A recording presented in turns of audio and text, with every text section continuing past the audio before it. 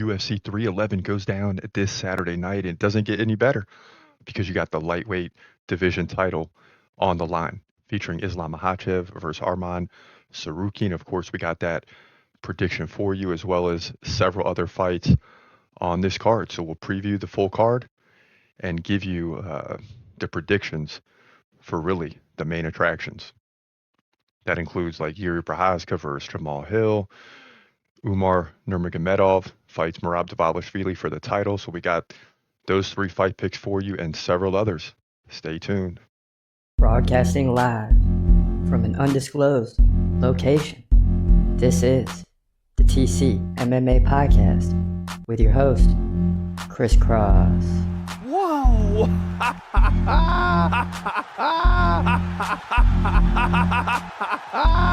Dana White privilege. Let's go, baby! Let's go! Let's go! Let's go! Let's go, baby! Dana White privilege. Privilege. Privilege. What up? What up? This your boy Chris Cross checking in. This is the TCMMA Podcast. We got a big card for you this Saturday night at UFC 311, and you know we go live for the big three. And now we'll kick off with Yuri Prochazka and Jamal Hill in Fight 3. So definitely going to be an exciting night this Saturday night, and a couple of headlines already taking place. And that's number one, breaking yesterday, Johnny Walker is out of UFC 311 in his fight against Bogdan Guskov. Right, he had to pull out in what he calls a bad injury, but we don't know exactly what that injury is at this time. It may have been reported, but we have not seen it. Also, Khabib Nurmagomedov, who has two fighters fighting in title fights this Saturday night. Well, he's getting on a plane, and of course, Khabib gets the seat next to the exit sign, right? Or not sure if it's an exit sign, but like where you need to sit, where you have to help if something goes wrong. And they apparently asked Khabib if he can help in the seat that he's in, and I'm not quite sure how he responded or what he said, but it got him kicked off the plane. So he had a choice of either helping or changing seats, and for some reason, the dialogue did not go his way, and next thing you know, he's off the plane, and he's taking that plane to UFC 311. So that's breaking news today. Khabib will be just fine. I'm sure he'll get him another flight, but he's not going to fly out at this time. So he'll be coming a little bit later to UFC 311. Luckily, they got all week, right? But I'm sure Khabib wants to be there to get his fighters prepared. Make no mistake about it. So let's waste no time and start diving into these predictions. We're going to begin in, I believe it's fight 7 or 8. The card will be reshuffled. It hasn't been just yet, but in the first one that we're going to get to in the prelims, this is just going to be a banger of a fight in the heavyweight division. You got Jailton Almeida versus Sergey Spivak, and the heavyweight division is always exciting because someone's liable to fall. Someone's liable to go down. So let's jump into that one first right now. In the heavyweight division at UFC 311, you got Jailton Almeida, Brazilian, coming in at 21-3, taking on Sergey Spivak from Moldova, who comes in at 17-4. So two guys used to winning. Let's get right into it. Both guys 6'3". Almeida, 33 years old. Spivak, 29. So they're both right, still in that prime window. Almeida, 1-inch reach advantage. Both guys stand right-handed. Spivak is more active on the feet. 3.5 significant strikes per minute to 2.5 for Almeida. Both guys can land takedowns. Almeida gets more than 2 per round. That's what he's going to be looking to do from the beginning of the fight to the end of the fight. Spivak lands like a takedown and a half per round. So this fight's going to come down to takedown defense. Almeida has a slight edge, 75% to 70%. So both guys really stop 3 out of 4 takedowns. But Jailton Almeida is a guy that's going to go for it and go for it and go for it again. We saw he virtually looked unstoppable until he lost to Curtis Blades. But even in that fight, he had 9 takedowns, 1 significant strike. So it shows you what he's trying to do. But Curtis Blades ended up getting tired of it, landing a bunch of elbows, and finished that fight. But Almeida did come back and look good against Alexander Romanov, who he submitted by rear. early in the fight. 227 into the first round. Both guys had just one significant strike. Almeida landed the takedown, and that was all she wrote. So, in the last three fights, he's had 16 takedowns. He's 2-1, only losing to Curtis Blades, who, if he fights him 2 years from now, he probably wins that fight. Spivak, on the other hand, beat Marcin Tybura by submission, armbar. He lost to Cyril Gane by KO, beat Derek Lewis, Augusto Sakai, and Greg Hardy. So, and he's winning, he's 4-1 in the last five, all four by finish. So both guys are capable of getting finishes. But to me, Jailton Almeida is really good. He just had a setback against Curtis Blades, again, in a fight that he was dominating until he got caught. So I think Almeida's just going to continue with the same game plan. He causes a lot of problems for other heavyweight fighters. He could cause problems all the way up to the top. But it's just that, again, Curtis Blades finished him, or else he'd probably be in title contention right now. I think Almeida gets back in the win column here again, back-to-back fights. Since losing the Curtis Blades fight, he's going to land takedowns. He's better than Sergey Spivak on the ground, even though Spivak is a takedown specialist too. So this is a good type of fight for Almeida, someone that's kind of similar to him, but Almeida will show he's on a different level here. He'll get the win, in my opinion, by submission to move to 22-3, heavyweight division, UFC 311. Yeah, so the reality is Jailton Almeida had a setback against Curtis Blades. A fight that he had, either 9, 10, or 11 takedowns, something like that. Looked like he was dominating, and all of a sudden, Blades just started landing those elbows and ended up finishing Jailton Almeida. So he'll learn from that, and he'll get better. But this is a fight that he has to win. He must win, and I believe he will win. So that's the way we see that one going. Now, as we jump into the main card, all these fights are incredible. The first one between Kevin Holland and Reinier de Ridder is going to be very interesting. In the last fight that de Ridder had, I went against him because I didn't know a lot about him. He looked pretty good in that fight, although Kevin Holland's going to be much more of a challenge.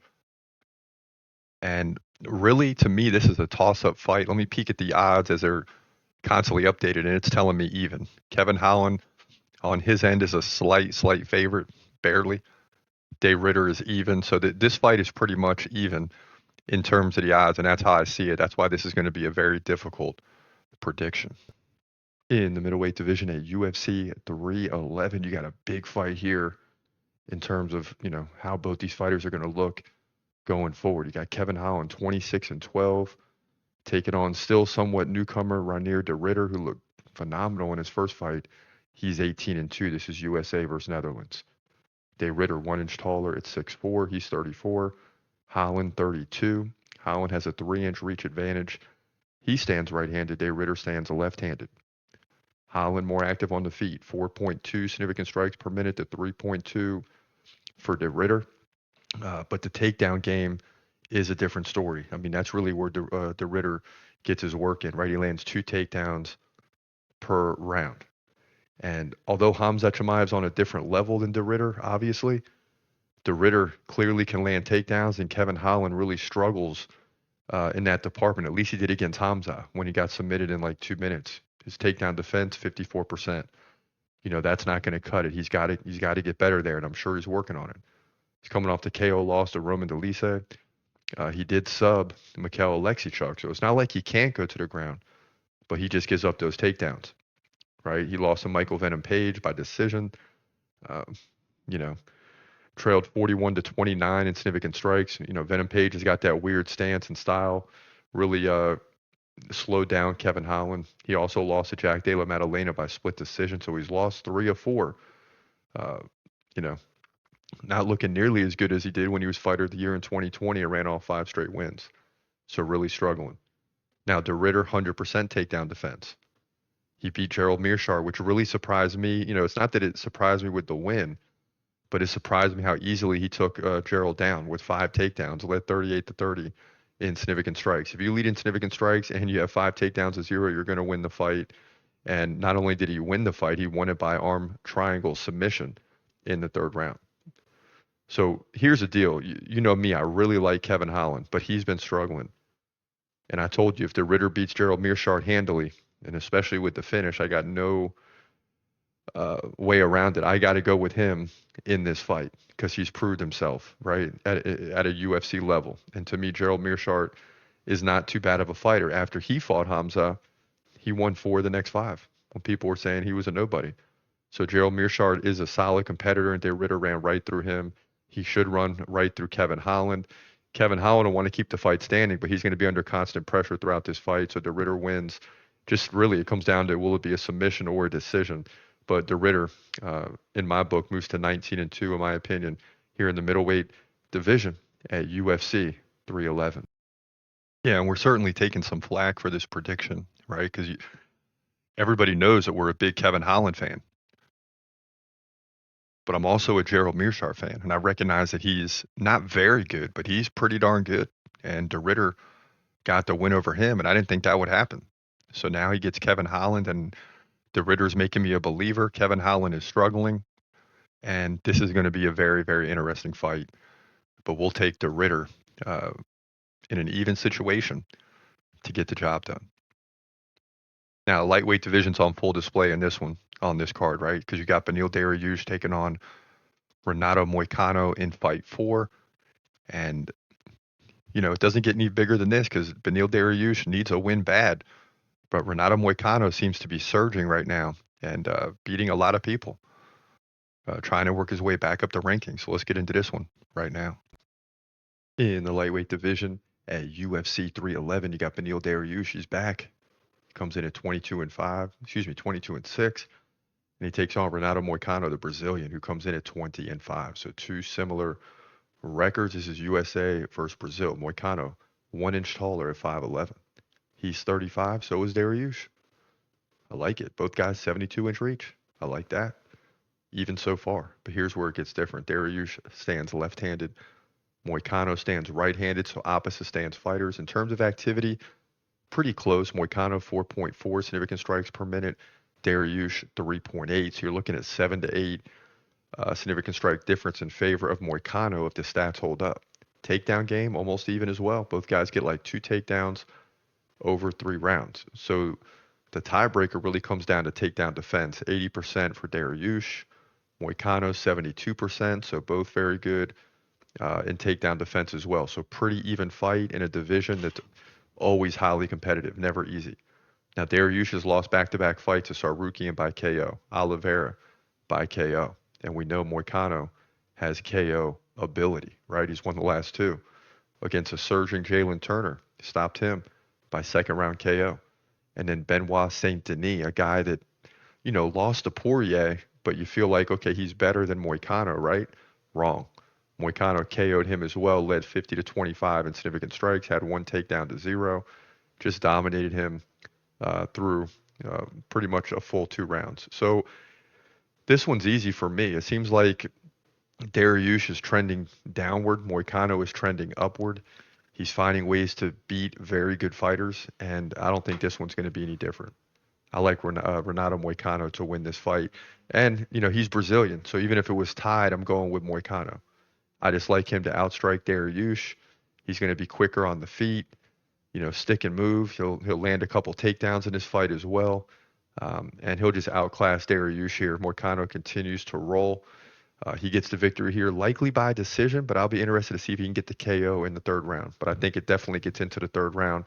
Moicano wins one way or the other on the feet and a little bit of takedown defense as well to help the cause. He'll move to 21-5 here, in my opinion, lightweight division, UFC 311. Yeah, and Renato Moicano is nearly a 2-1 favorite in this one, but Beneil Dariush has a lot of people talking trash against him, right? He's slowing down. He's not the same fighter. And when a guy's in that situation, he's coming into this fight taking it serious. I mean, you're going to get the best Beneil Dariush that you can expect, but I still don't believe it's going to be enough to take down Moicano, who just to me looks great, looks phenomenal right now. Now in fight 3, the big 3, right? We'll be live for this portion of it on Saturday night for the pay-per-view, but you got Yuri Prochazka versus Jamal Hill. It's like the next level of the light heavyweight division, and both of these guys are far from their injuries now, like a year, maybe not quite a year, but far enough to where they're back to 100%. And this would have been a title fight like 2 years ago for sure. I mean, it was setting up to be that way, but we get it now. It's not for the title, but both guys are back. Check this out. In the light heavyweight division at UFC 311, this is your co-main event. Got a big one here. Yuri Prochazka takes on Jamal Hill, two guys that have reached the top, have held the title, and just can't seem to get past Alex Pereira. So who's the next guy? Not necessarily in line, but the next guy closest to the top. Prochazka 30-5, Jamal Hill 12-2, and of course Magomed Ankalaev is seemingly ahead of these two, but they've never fought, right? So this fight is a big one, really, because you don't want to fall to third or fourth in the division. Jamal Hill stands 1 inch taller, is 6'4". He's 33. Prochazka 32. Both guys in the prime, right? Prochazka 1 inch reach advantage, 80-79. He fights right-handed. Jamal Hill fights southpaw. Both guys very active. Yuri 5.4 significant strikes per minute. Jamal Hill 7.2. Neither guy is really looking to go to the ground. I mean, Yuri can go to the ground if necessary. He's done it before, but that's not his MO. He wants to stand and strike. So, takedown defense probably isn't that important in this fight, especially for Yuri. Now he's coming off the loss to Alex Pereira, who dominated him 38-7.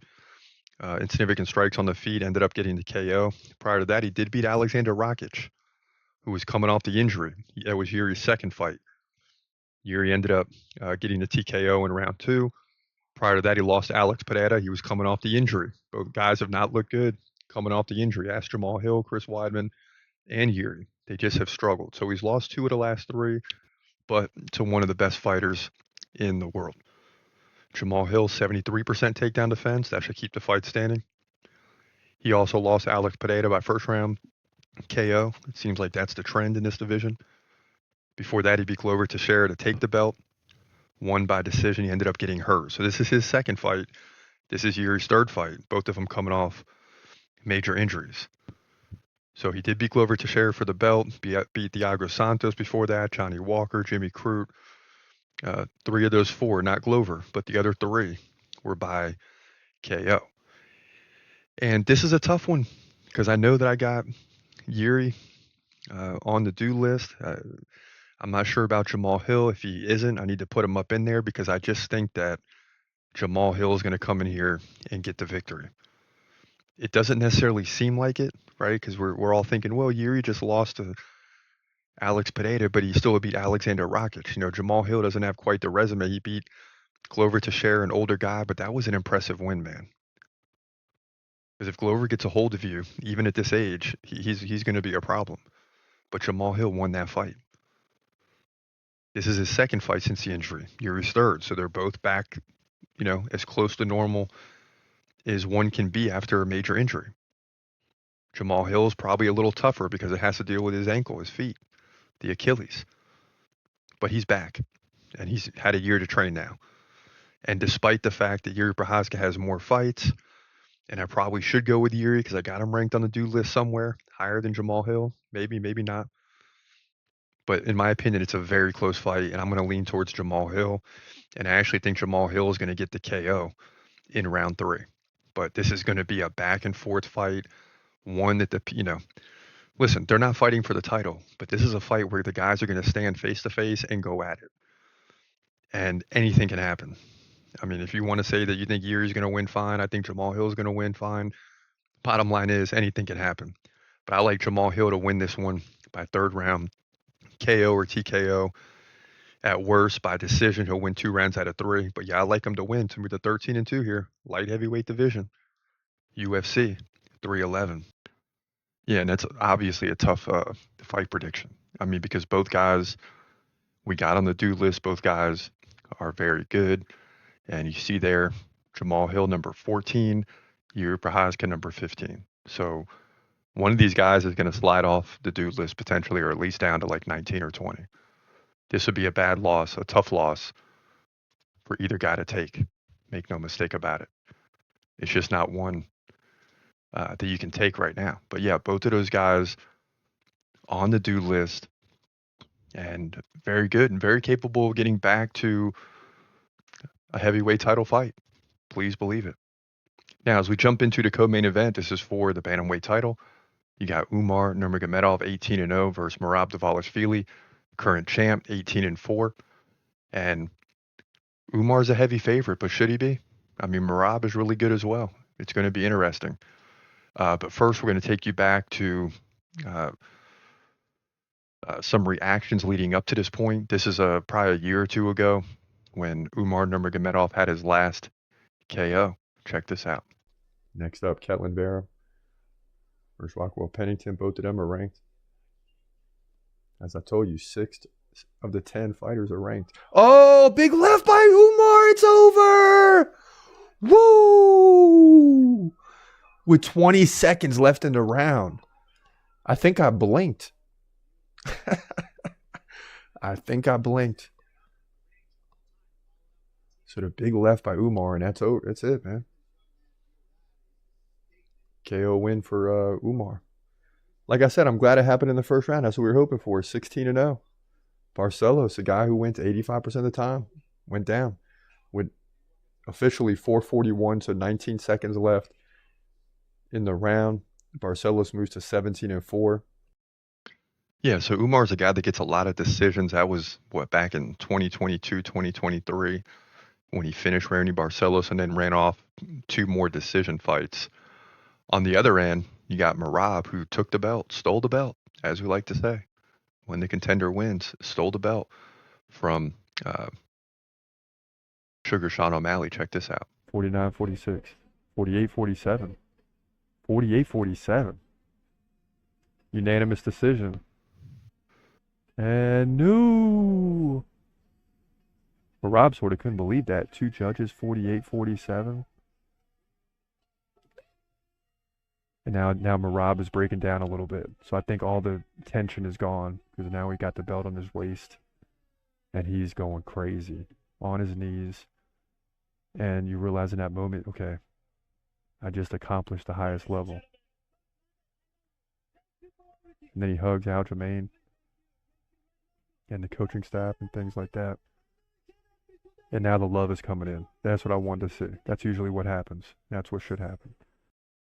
Yeah, Merab going over to Sean O'Malley and talking to him for a moment, and all the bad stuff that happened heading into this fight. And Sean O'Malley beat Aljamain Sterling, sending him up to the featherweight division, and all those type of things. But once Merab won it, he was obviously very, very excited. Now, as we jump into the prediction for this fight, it's not going to be an easy one. Respect both guys. Believe they're both capable of winning, but we got to pick one. Here we go.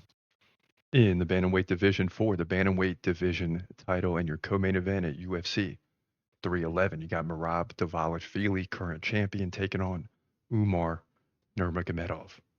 And this is going to be a high-level fight, and probably in Umar Nurmagomedov, the best chance to take the belt, at least right now, from Dvalishvili. Dvalishvili's 18-4, Umar perfect 18-0. But this is a levels fight for him. All right, he's the favorite, but he's got something to prove here. Umar's 2 inches taller at 5'8". He's just 28 years old. Merab 33. Both guys still in that prime window. Umar 1 inch reach advantage, 69-68. Both guys stand right-handed. Both guys just over 4 significant strikes per minute, so pretty active.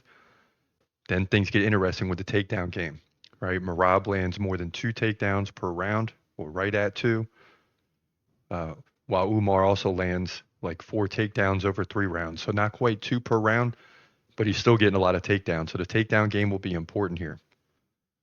Merab, 80% takedown defense. Umar, 100%. Can he keep that 100% up against Merab, though? That's going to be the big question. Now, Merab is coming off an impressive win over Sean O'Malley, a.k.a. the Sugar Show, by decision. 6 takedowns to none, 82-47 in significant strikes. Just dominant. He also beat Henry Cejudo by decision. Piotr Jan, decision. Jose Aldo, decision. Right? And in the last 3 fights, he's just dominated with takedowns, 22-2 in takedowns over the last 3. So Umar is really going to have to defend well here because Merab's going to continue with the same game plan. Now, Umar beat Corey Sandhagen by decision, 5 takedowns to none. That's impressive. Also against Beksat Almakhan, 5 takedowns to nothing, 68-3 in significant strikes. So he's just dominating. Then he KO'd Raoni Barcelos. So he's shown that he's well-rounded. He has the ability to finish opponents as well. So this is going to be a high-level fight. And really, you would think when Merab beat Sean O'Malley that he's going to hold on to the belt for a while, but I don't think so. I think Umar is going to come in here and get the victory. Now, it's not going to be as easy as any other fight he's had in the past. He's going to have to prove that he can defend takedowns, obviously. He's going to have to prove that he can win on a high level. But wouldn't it be nice if he can just go in there and KO him in the first round? Of course it would be, but I don't think that's what happens. I think this fight goes to a decision, and Umar wins 3 rounds to 2. It's going to be very close. Umar's 100% takedown defense will be tested here. I don't think he'll come out of this fight with that same number, but he'll defend a lot of takedowns, but he's still going to give up 2 or 3. He's got to just escape 1, win those 3 rounds, and he gets the belt. But very close fight coming up here. But I got Umar Nurmagomedov winning the belt. And what a solid champion this will be at 19-0 if he gets to win. But that's what I believe is going to happen, in my opinion. Bantamweight division for the title. Co-main event at UFC 311. Yeah, and the thing about both these guys is they apply constant pressure. I mean, they apply constant pressure. So that's why I say Umar's 100% takedown defense is going to be tested, because Merab is going to apply constant pressure from the beginning of this fight till the end. But Umar still gets the job done. Very, very close fight, though. Looking forward to it. Always exciting when the bantamweight title's on the line, but that's one of the 4 we see changing hands this year. So we'll see if there'll be more than 4, but we're likely to get 1 on this card for sure. Now, as we jump into the main event, the rematch, Islam Makhachev versus Arman Tsarukyan. People have been wanting to see this for a long time, and it's finally here. Let's take you back to Arman Tsarukyan versus Beneil Dariush, and this shows you that Arman is capable of finishing fights. Not quite as quick as the other fights, but they're getting after him. Tsarukyan. Ooh, big right. Oh, a right knee. Sends Dariush down, and that's it. You could relate that to the Jorge Masvidal knee if it was in the first 5 seconds. I mean, that's how, in just describing it to you, how quickly it was over. And Arman Tsarukyan's in the crowd hugging family and friends and all that. He's going crazy. And he's going to get the KO in 1 minute and 6 seconds. Dang, we were wrong on this one. Yeah, and Dariush is finished, man. The height is gone. And the officials are trying to get Tsarukyan away from Dariush. He was just trying to check on him to see if he's all right. He grabs the flag, and he's pumped up with his corner, man. Yeah, and at the time, I mean, Dariush was even better than he is now. So that was a huge, huge victory, and I was quite surprised. And looking back, I shouldn't have been, because Arman just continues to press ahead. Then you had Islam Makhachev at UFC 302 defending the belt against Poirier. Here's how that thing finished. Now Islam's going for it again, and Dustin's in trouble. Oh, man. Gosh, and Dustin's trying to get out of it. And Dustin taps, and that's it. And he hated to have to do that. And Islam nearly finish him, and they jump on Islam, take him down. And Poirier's still laying on the mat because he's exhausted. And what happened was Islam had it and had it locked in solidly. And Poirier had to tap. And literally, probably when he tapped, it was about to be over. And, man, you got to feel for Poirier. 3 attempts, no title, and he fought great in this fight. But Islam Makhachev finds a way to win to move to 26-1. Yeah, so, I mean, again, Poirier's battle-tested coming into this fight, looking to win the title, and Islam shuts him down at the end. And is there any reason to believe that Arman can win this fight? Of course there is. He's already been in there with him. He knows what to expect, and he's even better now than he was then. So is Islam Makhachev. So 2 guys at their height getting ready to lock horns. And again, it doesn't get any better than this with the best division title on the line. So let's jump into this fight right now. In the lightweight division at UFC 311, this is your main event for the lightweight division title, the best division and the best title in the UFC, in my opinion. You got Islam Makhachev. The current champ comes in at 26-1 in the rematch against Arman Tsarukyan, who comes in at 22-3. And obviously, both of these guys have been impressive. Now, let's get into it. Islam Makhachev, 3 inches taller at 5'10". He's 33. Tsarukyan now 28 years old. He was much younger at the time, which would make you believe this is going to be a closer fight, potentially. Tsarukyan, 3-inch reach advantage. Islam fights left-handed. Tsarukyan fights right-handed. Tsarukyan, 3.8 significant strikes per minute, 2.7 for Islam. But we know Islam slows down his opponents with the takedown game, right? Both guys have a takedown game landing more than one takedown on average, right around one, but slightly more than one per round. Now, Islam, 90% takedown defense. Tsarukyan, 79% takedown defense. And these numbers kind of line up. In the first fight, it was a decision win for Islam Makhachev. I mean, it was 14-13 in significant strikes, not very action-packed. And this is back in 2019, of course, so Tsarukyan's like 22, 23 at the time, right? He's evolved, so is Islam.